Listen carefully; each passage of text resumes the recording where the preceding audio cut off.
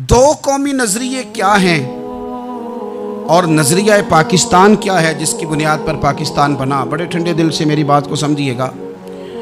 پاکستان اگر اچھی سڑکوں کے لیے ترقی کرنے کے لیے بنا تھا تو یہ ترقی ہندوستان میں رہ کے بھی ہو سکتی تھی۔ انڈیا والے کہتے ہیں کہ ہم نے ترقی نہیں کرنی، کچی سڑکوں پہ چلنا ہے، ہم نے ٹیکنالوجی نہیں بنی، یہ کام وہاں بھی ہو سکتا تھا۔ اگر آپ یہ کہیں کہ پاکستان جمہوریت کی مضبوطی کے لیے بنایا تھا کہ ڈکٹیٹر کوئی نہیں آئے گا، صرف جمہوری قوتیں کام کریں گی، تو جمہوریت میں تو انڈیا بظاہر آگے نکل گیا ہے، ان کی جمہوریت تو زیادہ اچھی نظر آتی ہے، کبھی ڈکٹیٹر نہیں آیا۔ آپ نے پاکستان کیوں بنایا؟ اگر آپ نے یہی کام کرنے تھے، فحاشی اور یانی اور جو مرضی جس کے من میں آئے کرے اور کوئی فرق نہ ہو یہاں کے اور وہاں کے کلچر میں، رشوت خوری، بھتہ خوری اور ناجائز فروشی، سارے کام اگر ہونے تھے تو یہ کام وہاں بھی ہوتے۔ پاکستان کیوں بنا؟ کیوں اتنی ساری 40,000 لوگوں نے اپنی جانوں کی قربانیاں دیں؟ دنیا کی سب سے بڑی ہجرت ہوئی ہے، سب سے بڑی، جب پاکستان بنا۔ یہ سب سے بڑی ہجرت تھی، اتنی بڑی ہجرت ہی کبھی نہیں ہوئی۔ کیوں اتنا کچھ ہوا؟ وہ اس لیے ہوا کہ ہمیں بتایا گیا تھا کہ وہاں نہ سوشلزم، نہ وہاں خالی جمہوریت کا راگ الاپا جائے گا، بلکہ ایک بلند نعرہ لگایا گیا تھا۔ نعرہ کیا تھا؟ پاکستان کا مطلب کیا؟ پاکستان کا مطلب کیا؟ لا الہ الا اللہ محمد رسول اللہ صلی اللہ علیہ۔ یہ عنوان بنایا گیا۔ غریب آدمی کو بتایا گیا کہ جب پاکستان بنے گا تو وہاں حضور کا نظام نافذ ہوگا، جاگیردار کی اور غریب کی تفریق ختم ہوگی۔ جس طرح امیر کے بچے کو کالج میں داخلہ ملے گا، غریب کے بچے کو بھی ملے گا۔ وہاں بتایا گیا کہ لوگ وہاں ہر لحاظ سے اپنے آپ کو برابر سمجھیں گے۔ وہاں وہی بات ہوگی جو جناب صدیق اکبر کرتے تھے، وہاں وہی جملے دہرائے جائیں گے جو حضرت عمر فرماتے تھے، وہاں اسی طرح غریب پر سخاوت کی جائے گی، اسے دیا جائے گا جس طرح حضرت عثمان غنی کرتے تھے، وہاں اسی طرح فقر کا دور دورہ ہوگا، سادگی کا حسن ہوگا، اپنائیت کا نور ہوگا جو مولا علی شیر خدا نے عطا فرمایا تھا۔ اس سوچ کی بنیاد پر پاکستان بنایا گیا، اس سوچ کی بنیاد پر، اور اسی سوچ کو آگے لے کر کے جایا گیا۔ کوئی سیاسی پارٹی اب یہ بات نہیں کرتی۔ دو قومی نظریے کا معنی یہ تھا کہ ہندو الگ قوم ہے، مسلمان ایک الگ قوم ہے، ان کا رہنا سہنا، اٹھنا بیٹھنا، کھانا پینا الگ ہے، ہمارا اٹھنا بیٹھنا، کھانا پینا، سارے معاملات الگ ہیں، تہذیب و تمدن الگ ہے، لہذا ہمیں الگ سے خطہ چاہیے جہاں ہم اسلامی نظریات کے مطابق آزاد ہو کے اپنا وقت گزار سکیں۔ اس دو قومی نظریے کی بنیاد پر، دو قومی پہلے تو علامہ اقبال اس کے قائل نہیں تھے۔ علامہ اقبال کا پہلے خیال یہ تھا کہ سارے جہاں سے اچھا ہندوستان ہمارا، یہ اقبال نے لکھا تھا۔ پھر اقبال کہتے ہیں میری سوچ بدلی، اور پھر میں نے کہا کہ نہیں، خطوں کے زور پہ نہیں، آپ رنگ نسل کے زور پہ نہیں، بلکہ کہنے لگے کہ اپنی ملت پر قیاس اقوام مغرب سے نہ کر، خاص ہے ترکیب میں قوم رسول ہاشم۔ آپ جو تقسیم کریں گے، یہ جو تقسیم ہوئی ہے نا عرب کی، یہ مذہب کی بنیاد پہ نہیں ہوئی، یہ تو ان کی ذاتی لڑائیاں تھیں۔ چھوٹا سا دبئی بن گیا، چھوٹا سا مسقط، چھوٹا سا ابو ظبی، یہ تو ان کی ذاتی لڑائیاں تھیں، قبیلوں کی لڑائیاں تھیں، جنگیں تھیں، چھوٹے چھوٹے ملک الگ سے تقسیم ہو گئے۔ یہ مذہب کی بنیاد پہ ایسا نہیں ہوا۔ دنیا میں جتنی ریاستیں ٹوٹ کر بڑی ریاستوں سے الگ ہوئی تو اس میں یہ تھا کہ ہماری قوم الگ ہے، ہم سردار علیحدہ سے ہیں، اس لیے ہم علیحدگی پسند ہیں۔ دنیا کے اندر دو ہی وطن ہیں جو دین کے نام پہ بنے، دو ہی اسٹیٹ ہیں جو اسلام کے نام پر وجود میں آئیں، پہلی مدینہ منورہ ہے اور دوسری پاکستان ہے۔ خالص مذہب کے نام پر یہ دو ریاستیں وجود میں ہیں، ایک مدینہ طیبہ اور دوسرا پاکستان۔ پاکستان کا مطلب کیا؟ لا الہ الا اللہ محمد رسول اللہ صلی اللہ علیہ وسلم۔ اس بنیاد پر اس وطن کو، خطے کو حاصل کیا گیا، یہی نعرہ لگایا گیا، یہی نعرہ محمد علی جناح لگاتے تھے، یہی ڈاکٹر اقبال لگاتے تھے، یہی نعرہ چودھری رحمت علی لگاتے تھے، یہی وہ نعرہ تھا جس نعرے کو تحریک پاکستان کے قائدین نے آگے پہنچایا۔ اس زمانے میں جو رائٹر لکھتے تھے ان کی تحریریں آپ آج بھی نکال کے دیکھ لیں، وہ کہا کرتے تھے کہ پاکستان قائم ہوگا تو امیر غریب کی تفریق ختم ہوگی، پاکستان میں وہی نظام آئے گا جو نظام رسول پاک صلی اللہ علیہ وسلم لے کے آئے، قرآن کو نافذ کر دیا جائے گا۔ یہ اس زمانے کے لوگ لکھا کرتے تھے، بیان کرتے تھے، اسی کا ابلاغ ہوتا۔ پتہ نہیں پھر کس کی نظر لگی، کیا ہوا، اور تحریک پاکستان میں جذباتی طور پر उलमा ने किरदार अदा किया। उलमा ने हज़रत मौलाना अब्दुल हामिद बदायूनी, हज़रत मौलाना सैयद नईमुद्दीन साहब मुरादाबादी, हज़रत मौलाना अब्दुल अलीम साहब मेरठी, और एक बड़ा नाम अमीर मिल्लत हज़रत पीर सैयद जमात अली शाह साहब मुहद्दिस अलीपुरी, और साल से ज़्यादा उम्र के बाबा जी तहरीक पाकिस्तान के लिए जलसे हो रहे हैं। बाबा जी से उठा नहीं जाता, तो जिस तरह 4 लोग चारपाई पे जनाजा उठाते हैं, इस तरह 4 लोगों ने चारपाई पे बाबा जी को उठाया हुआ है, अमीर मिल्लत सैयदजादे, और चारपाई उनकी उठा के जलसों में ले जाई जाती है और वो तकरीरें करते हैं और कहते हैं सुनो भाई, जो मुस्लिम लीग को वोट नहीं देगा फिर हम उसका जनाजा भी नहीं पढ़ाएंगे, जो वोट नहीं देगा हम दफन भी नहीं होने देंगे अपने कब्रिस्तानों में, जो वोट नहीं देगा हमारा मुरीद ही नहीं। इतने जज्बात में ला के 40,000 लोगों ने कुर्बानियां दी। एक नजरिया था कि हिंदू अलग कौम है, मुसलमान एक, और फिर पाकिस्तान बनाया गया। आज क्या धमा चौकड़ी है, क्या जातों पातों की बुनियाद पर? ये तो हिंदुओं का तरीका था कि वो जाते पाते गिनते थे कि ये ब्राह्मण है, ये शूद्री है, ये खत्री है, ये फलाना है, ये हमारे घर नहीं आ सकता, ये नीच है।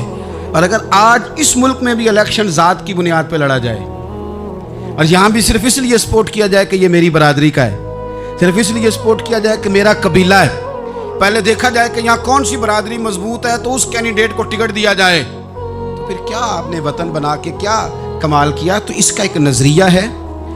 क्या नज़रिया है कि मुसलमानों का रहना, उठना, बैठना, खाना पीना अलग है। देखो एक सादी सी बात है, या आपने दाढ़ी रखनी है, मूछें रखनी है, तो इस पर भी नबी पाक सल्लल्लाहु अलैहि वसल्लम ने कहा कि अलग से तुम्हारी शनाख्त होनी चाहिए, अलग से।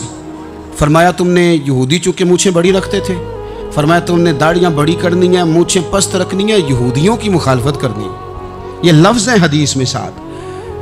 सादी सी बात है ना, पगड़ी बांधनी है, बांध ले कोई आदमी। हमारे पंजाब में लोग पगड़ी भी कह देते हैं, साफा भी कह देते हैं, कुल्ला भी कह देते हैं, जो जिसके मन में आया। लेकिन हुजूर ने ताकीद लगाई, फरमाया ख़ास है ये भी, ये इस्लाम का कल्चर है, कल्चर अलग से है। फरमाया यहूदी बगैर टोपी के सर पे पगड़ी बांधता है, तुमने पहले टोपी पहननी है फिर पगड़ी बांधनी, यहूदी की मुखालफत करनी।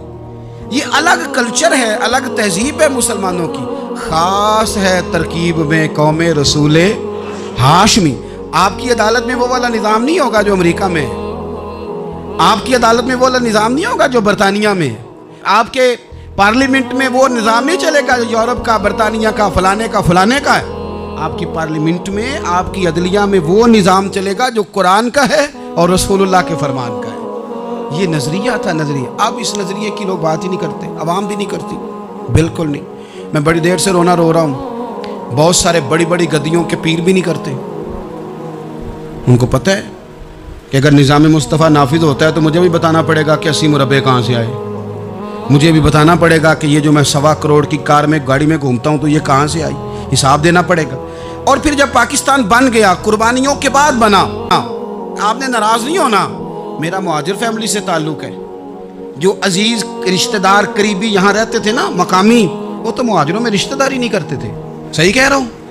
कहते मुहाजिर है, अच्छा जी गैर मुस्लिम है, जगह नहीं देते थे रहने को। मैं कैसे आपको बात बताऊँ? फिर इस छोटी छोटी गलतियों को लोगों ने वोट बना के बड़ी बड़ी कत्ल गारत नहीं की इस मुल्क में। इतना बड़ा तकलीफ वाला मंजर था। मेरे दादाजी की फैमिली सारी पाकिस्तान आई थी, दादी की नहीं आई थी। 97 में मेरी दादी का इंतकाल हुआ, वो आखिरी दिन तक रोया करती थी, ऐसे पुत्र पता नहीं मेरे भरा हैं इनके फौत हो गए, पता नहीं मेरा कुछ चचा है कि सारे चले गए। किस लिए आपने, अगर यही धमा चौकड़ी सियासत की करनी थी, जात पात आपने रखनी थी, तो वहाँ कोई दुख था? ये तमाशे तो वहाँ भी हो रहे। वो आखिरी दिन तक रोया करती थी। अब तो खैर आंखें बड़ी जदीद, उनका ऑपरेशन होता है, तो एक ज़माने में आंखों का ऑपरेशन होता था, डॉक्टर कहते थे लाइट बंद रखो, सब्ज़ रंग की पट्टी बांधो, 4-4 घंटे के बाद दारू डालना है आँख में, ड्रॉप्स डालने। मैं 4 घंटे के बाद उनकी आंखों में ड्रॉप्स डालने जाता था, तो कभी कभी मुझे बिठा लेती थी, तो कहती थी कि पता नहीं कोई बचा है कि नहीं बचा, पता नहीं अब कोई है कि नहीं, पता नहीं कोई उनमें से होगा कि नहीं। पुत्र मैं तेन दसा साढ़े पिंड किस तरह का होंदा सी, मैं तुम्हें बताऊँ फलानी चीज़। फिर जिन्ना ने ऐलान किया था कि मुल्क बन गया, कहती थी हमने बड़ा कहा अपने रिश्तेदारों से कि चलें, पर वो कहते थे ये तो थोड़े दिनों की बात है, सब ने वापस आ जाना है। मैंने 2 दफ़ा ये माहौल देखा है, अटारी स्टेशन पे, वाघा बॉर्डर पे, एयरपोर्टों पे, एक भाई उधर है एक इधर है, इस तरह तड़प के रोते हैं जब लोग इंडिया पाकिस्तान आते जाते हैं। क्यों आपने ये सारा कुछ किया? सिर्फ एक नारा था कि पाकिस्तान का मतलब क्या, ला इलाहा इल्लल्लाह मुहम्मदुर रसूलुल्लाह। सिर्फ एक नारा था कि यहाँ हम हुजूर का दीन लेके आएंगे।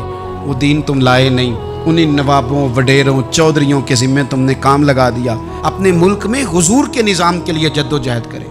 ये बना ही नबी पाक के निज़ाम के लिए, इसका कोई दूसरा हल हो सकता? कोई हल नहीं। दो तीन बातें आपकी खिदमत में अर्ज़ करनी है जो आपने ज़्यादा गौर से सुननी। सबसे पहले तो पाकिस्तान बदलने के लिए ज़रूरी है कि निज़ाम मुस्तफ़ा के लिए जद्दोजहद की जाए, फ़िक्र हुसैनी अपनाई जाए और वक्त के हर यजीद को ललकारा जाए और ललकार करके निज़ाम के लिए कोशिश की जाए कि निज़ाम मुस्तफ़ा इस मुल्क में नाफिज हो। उस जद्दोजहद को आगे बढ़ाया जाए। वही जद्दोजहद जो हमारे बुजुर्गों का काफिला सदरुल अफाज़िल सैयद नईमुद्दीन मुरादाबादी से लेकर अल्लामा शाह अहमद नूरानी सिद्दीकी तक और आज के इस दौर के अकाबरीन तक जो जद्दोजहद करता आया है, उस जद्दोजहद को अपनाया जाए। हमारे मुंह से ये लफ्ज़ निकले कि हमें सिर्फ मस्जिद में दीन नहीं चाहिए, कचहरी में भी चाहिए। देखिए ना, कचहरी में दीन नाफिज हो तो किस तरह होता है। तरावी बड़ी सोनी हज़रत उबई बिन काब पढ़ाया करते थे, कुरान बड़ा सोना पढ़ते। हज़रत उमर ने कहा ये तरावियाँ पढ़ाएंगी। अब चूँकि कुरान अच्छा पढ़ते थे, अच्छा समझते थे, तो हज़रत उमर ने फरमाया चूँकि कुरान अच्छा पढ़ते हैं लिहाजा चीफ जस्टिस भी इन्हीं को बनाना है, जिनको समझ हो कुरान क्या कहता है फ़लाँ चीज़ के बारे। तो काज़ीउल कुज़ा जज भी हज़रत उबई बिन काब को बुलाया। हज़रत उमर पर एक बंदे ने मुकदमा कर दिया, हज़रत उमर ने उन्हें काजी बनाया, मुकदमा कर दिया। जनाब उमर पेश हुए अदालत में। पहले तो वो उठ के खड़े हो गए, फिर उसके बाद मुद्दई ने जनाब उमर से कहा कि आप गवाह दें। हज़रत उमर के पास गवाह नहीं थे तो उसने कहा ठीक है फिर आप कसम दें। हज़रत उबई बिन काब रज़ी अल्लाह ताला अन्हु फरमाने लगे आपको अमीरुल मोमिनीन के साथ ये रवैया इख्तियार नहीं करना चाहिए। आप अमीरुल मोमिनीन से कसम का मुतालबा कर रहे हैं। आपको पता नहीं कि ये वो हस्ती है जिनकी रसूल पाक अलैहिस्सलाम ने गवाहियाँ दी हैं कि बड़े काम के आदमी हैं, इनकी फजीलतें हुजूर ने बयान फरमाई हैं। आप अमीरुल मोमिनीन से। हज़रत उमर ने जनाब उबई बिन काब की तरफ देखा। हिमायत तो हज़रत उमर की कर रहे थे ना, लेकिन ये निज़ाम मुस्तफ़ा है, ये हुजूर का दीन है। हज़रत उमर फरमाने लगे आप इस मुकदमे का फ़ैसला कर लें, बाद में आपको माजूल कर दिया जाएगा। ये आपने क्या कहा कि अमीरुल मोमिनीन से मुतालबा ना करें? फरमाया मैं जितना मर्जी भी मुअज़्ज़ज़ हूँ तो नबी पाक की कायदे के अंदर ना, जो कानून हुजूर ने दिए मैं उसके अंदर हूँ। किसी का एजाज़ उसे कानून से बाहर लेकर नहीं जाता। मैं कानून में हूँ और निज़ाम मुस्तफ़ा की साए के नीचे हूँ। सबसे पहले तो निज़ाम मुस्तफ़ा का मुतालबा करें। दूसरा मैं आपको एक बात अर्ज़ करूँ, एक होता है घर, एक होता है कब्रिस्तान, एक होता है घर, एक होता है डेरा। इन दोनों में फ़र्क है। हमारे हुक्मरानों और सियासतदानों के लिए पाकिस्तान यहाँ तो कब्रिस्तान है, यहाँ डेरा है। अगर कोई मर जाए तो यहाँ ला के दफन कर देते हैं ताकि पता चले हम यहाँ के वासी हैं। यहाँ डेरा, डेरा आपको पता है ना, पंजाबी में डेरा समझते हैं, फार्म हाउस, बैठक, समझ में आता है ना मसला। डेरे पे ना लोग मकान नहीं बनाते थे, अच्छा बावर्ची खाना नहीं बनाते थे, क्योंकि डेरे पे सियासत करनी होती है। कोई दो चार बंदे आए, बैठे, चाय शाय पी, चले गए। रिहाइश जहाँ होती है वहाँ सोने के लिए, बैठने के लिए, आराम करने के लिए, किचन, बावर्ची खाना, खाने पीने के लिए, वहाँ अपने घर वालों के लिए बंदा बंदोबस्त करता है। पाकिस्तान को तो डेरा बनाया हुआ है। यहाँ तो ये आते हैं डेरेदारी करने के लिए। सियासत की 4 दिन, लोगों को कायल किया, इलेक्शन लड़ा, जीत गए तो रह गए, हार गए तो चले गए, और जब जीतने के बाद भी हुक्मरान रहे तो रहे, ना रहे तो चले गए। ये तो डेरा है। लेकिन डेरे में ज्यादा नुकसान चौधरी का नहीं होता कि वो चौधरी बना हुआ है। ज्यादा जालिम वो होता है जो अपने आप को कमी समझता है। वो नुकसान करता है, चौधरी का भी, चौधरी के बच्चों का भी। वो उसे तकब्बुर में मुब्तला करता है, वो उसको कहता है कि तू बादशाह सलामत, वो उसका दिमाग खराब करता है। इसलिए शेख सादी कहते थे बहुत सारे लोगों को उनके मुशीर तबाह कर देते हैं कि तू बल्ले बल्ले। तो पाकिस्तान इन लोगों के लिए या डेरा है या कब्रिस्तान है। घर तो मेरा और आपका है, लिहाजा हमने इसे घर समझना है, सिर्फ अपने घर को नहीं। हमारी गली भी हमारा घर है, हमारी सड़क भी हमारा घर है, हमारे पार्क हमारा घर है, पब्लिक प्रॉपर्टी सारी हमारी है। हमने हुक्मरानों का सिर्फ इंतजार नहीं करना, हमने रैपर देख के फेंकना है कि घर हमारा है। हमने सड़क पे कचरा देख के फेंकना है कि घर हमारा है। हमने इसके जर्रों से, इस वतन की मिट्टी से प्यार करना है اور یہ آپ چھوڑ دیں کہ سندھ میں فلانے کی حکومت ہے اور خیبر پختونخوا میں فلانے کی حکومت ہے، پنجاب فلانے کا ہے اور بلوچستان فلانے کا ہے، یہ باتیں آپ چھوڑ دیں۔ خیبر پختونخوا بھی درویشوں کا ہے، حضرت بابا عبدالرحمان کا ہے، پیر عثمان کی شریف کا ہے خیبر پختونخوا، سندھ حضرت عبداللہ شاہ غازی کا ہے، اور پنجاب بابا فرید کا ہے اور داتا علی اجمیری کا ہے۔ تو میرے عزیز، سب سے پہلے تو نظام مصطفیٰ کا مطالبہ کریں، پھر اس کی صفائی میں، ستھرائی میں، تعمیر میں، ترقی میں اپنا کردار ادا کریں۔ تیسری بات یہ کہ لوگوں کو یہ بات سمجھائیں ایک دوسرے کو کہ بہت زیادہ خود غرض نہ بنے، فقط اپنے گھر کی فکر چھوڑ دیں۔ یہ ملتوں کا طریقہ نہیں، قومیں اس طرح نہیں بنتی۔ فقط اپنے گھر کی فکر کرنا، ایسی ہوا چلی ہے کہ ہر شخص سوچتا ہے تمام شہر جلے بس ایک میرا گھر نہ جلے۔ یہ فکر چھوڑ دیں۔ دیکھیں نا، ہمیں بتایا گیا، نبی کریم صلی اللہ تعالی علیہ وسلم کے فرمان نے بتایا کہ 40 گھر آگے، 40 گھر پیچھے، 40 گھر دائیں، 40 گھر بائیں، یہ تیرے پڑوسی ہیں۔ اور سخاوت تو کہاں سے شروع کر؟ حضور نے جناب ابو ذر غفاری سے فرمایا تھا کچھ نہ ہو سکے تو شوربہ ہی زیادہ پکا لیا کر، اسی سے پڑوسیوں کا بھلا کر۔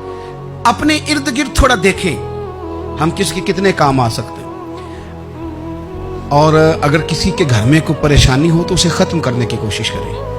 اگر ہمارے دائیں بائیں کوئی آدمی کسی غلط چیز میں ملوث ہو تو دور کرنے کی کوشش کریں۔ کیوں بھلا؟ اس لیے کہ پڑوسی کے گھر کی آگ صرف اس لیے نہیں بجھانی چاہیے کہ اس کا گھر نہ جل جائے، پڑوسی کی آگ اس لیے بھی بجھا دینی چاہیے کہ اگر اس کے گھر سے آگ نہ بجھائی تو وہ ہمارے گھر بھی آ جائے گی، اگر ساتھ والے کے گھر کی آگ نہ بجھائی جائے تو وہ ہمارے گھر بھی آ جائے گی۔ اس لیے اس وطن میں جتنے گھر ہیں وہ سارے اپنے۔ ایک آخری بات آپ حضرات کی خدمت میں بڑی درد مندانہ میں نے عرض کر دی، درد مندانہ۔ اگر سیاستدان امیر کبیر ہمارا بھلا نہیں کرتے تو چلو ہم ہی ایک دوسرے کا بھلا کرنا شروع کر دیں، تھوڑا تھوڑا نفع کرنا شروع کر دیں۔ حضور علیہ السلام نے فرمایا لوگوں میں بہتر وہ ہے جو لوگوں کے لیے نفع مند ہو۔ اگر بہت زیادہ اونچے درجے کا افسر اگر ہمیں لگتا ہے اللہ ماشاءاللہ کہ وہ کرپٹ ہے، تو جہاں جہاں ہم بیٹھے ہوئے ہیں جس جگہ پہ، ان جگہوں پہ ہی ہم ایک دوسرے کا بھلا کرنے لگ جائیں۔ چلو مہربانی کرے ریڑھی والا یہ سوچ لے کہ میں نے وہ پھل نہیں لے کے جانا جو لوگوں کو بیمار کر دے گا، چلے سبزی والا یہ سوچ لے کہ یہ والی سبزی اب اتنی تباہ کن ہو گئی ہے کہ بیمار کریں یہ کام، چلو میڈیکل سٹور والا ہی مہربانی کرے کہ میں نے دعائیں صرف وہ لے کے آنی ہیں جو فائدہ مند ہے، جو دعائیں ایکسپائر ہو گئی ہیں جن میں کوئی مسئلہ بن گیا ہے وہ میں نے کام نہیں کرنا۔ اور چلو کریانے والا ہی مہربانی کر دے، وہ بیسن ہی صحیح لے آئے یار، وہ والا نہ بیچے جو لوگوں کے لیے نقصان کا باعث، وہ بوتلیں اصلی بیچے نقلی نہ بیچے، کیونکہ وطن ہمارا ہے۔ ایک زمانے تک میں کرائے کی گاڑی میں سفر کرتا تھا۔ ایک صاحب کو میں نے ایک دفعہ بتایا کہ مجھے شیخو پورہ جانا ہے، کتنی دیر رکیں گے؟ میں نے کہا کہ ظاہر ہے جلسہ ہے، فارغ ہوگا تو آ جائیں گے۔ تو شیخو پورہ والوں نے بھی مجھے شیخو پورہ بتایا تھا، تو وہاں جا کے پتہ چلا کہ 10 کلومیٹر اندر جانا ہے۔ انہوں نے بریک لگا لی وہیں پہ، کہنے لگے جی 10 کلومیٹر اگے جانا ہے تو پیسے نویں طے ہو گے، گل شیخو پورے دی ہوئی سی۔ تو میں کوئی ایسا مسئلہ نہیں تھا، میں ہنس پڑا، پریشان نہیں ہوا۔ میں نے کہا بالکل ٹھیک ہے، آپ صحیح کہہ رہے ہیں، یہ آپ کی بات بالکل بجا ہے، آپ نے جو کہا وہ درست کہا، لیکن یار میں نے تو یہی سنا ہے کہ یہ شیخو پورہ ہے، تو 10 کلومیٹر تک تو بہرحال ایک شہر ویسے بھی ہوتا ہی ہے، یہ تو نہیں ہوتا کہ اس کی ایک باؤنڈری ہے کہ 1 کلومیٹر کے اندر شہر بند ہے۔ لیکن میں نے کہا کہ تیری سوچ نے ایک بات مجھے، اس دوست کو میں نے سمجھایا، پیارے تھے، قائل کیا، اور میں نے کہا تمہاری سوچ سے ایک بات میری سمجھ میں آئی ہے کہ ہم بڑے خود غرض ہیں، ہمیں صرف ہمارے حکمران نہیں لوٹتے، بس ہاتھ نہ پہنچے تو انگور کھٹے ہیں، ورنہ اگر پہنچ جائیں تو کوئی ایک طریقہ ہونا چاہیے کسی بندے کو کسی جگہ نیچے لے کے آنے کا کہ ہو 10 کلومیٹر آپ نے تو یہ کہا تھا، اب کیسے بات ہوگی؟ میں نے انہیں کہا کہ کچھ بھی نہیں اس سے فرق پڑتا، اس سے کوئی فرق نہیں پڑتا۔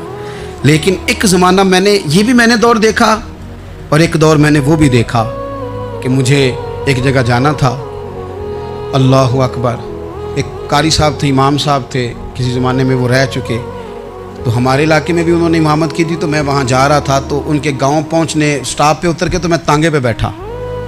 تانگے والے کو میں نے کہا کہ وہ چونکہ اپنے گاؤں جا چکے تھے چھوڑ کے ہمارا علاقہ، تو میں نے کہا فلانے قاری صاحب کے یہاں جانا ہے، تو نیچے اتر کے تانگے والا ظاہر ہے کار والے سے تو غریب ہی ہوتا ہے، تو میں نے اس تانگے والے سے کہا کہ میاں کرایہ کتنا تیرا بنتا ہے؟ کہنے لگا میں مولوی صاحب دے پرونے کو کرایہ نہیں لینا، اس لیے کہ انہوں نے ہمیں قرآن پاک پڑھایا ہے۔